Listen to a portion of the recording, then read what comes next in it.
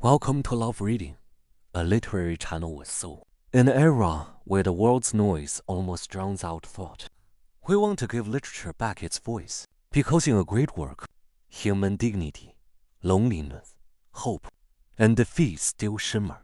Today, we're discussing Hemingway's The Old Man and the Sea. You've surely heard of it. An old man ventures out alone, hooks a giant marlin, only to return with nothing but its skeleton after sharks devour it on his way home. Many see this as an inspirational novel, symbolizing perfect reason and resilience. But what we're discussing today is not victory. It's the dignity in defeat. Hemingway. From victor to a man undone, Hemingway's life embodied the myth of strongman. He hunted, bullfought, went to war, drank, loved women, wrote masterpieces, a tough man straight out of legend. But the arc of his life grew to resemble Santiago's The Old Man in The Old Man and the Sea. In his youth, he wrote The Sun Also Rises, a cry of the post-war lost generation. In midlife, whom the bell tolls expressed his belief that human sacrifice still held meaning.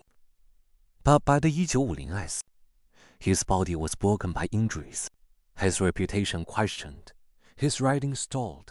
He began to doubt the brave world he once worshipped.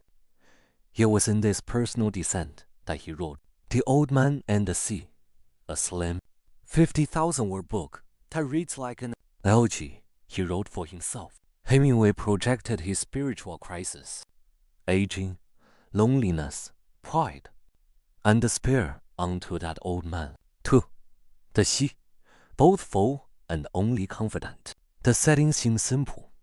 The Cuban coast, owned fisherman, Santiago, who hasn't caught a fish for 84 days. On the 85th day, he goes further out, hooks a giant marlin, battles it for 3 days and nights, exhausts himself, and returns to port with only the skeleton. But the sea is more than a backdrop. It's a metaphor for the world, a testing ground of life, an abyss of fate, and his only true companion. The sea is both cruel and tender to the old man. It exhausts him, makes him bleed, leaves him isolated, yet it's also the very element that makes him feel alive. In Hemingway's prose, the sea is a silent god. It doesn't reward courage or punish cowardice. It just is. Before it, all are equally small. One can only resist the void with dignity. 3. The marlin, ideal, rival, or another self. The enormous marlin the old man hooks is beautifully shaped, purely powerful. He struggles to conquer it, yet respects it deeply. He tells the fish, "Brother, I love you and I respect you, but I will kill you before this day ends." This line is the soul of the novel, because at that moment, winning no longer matters.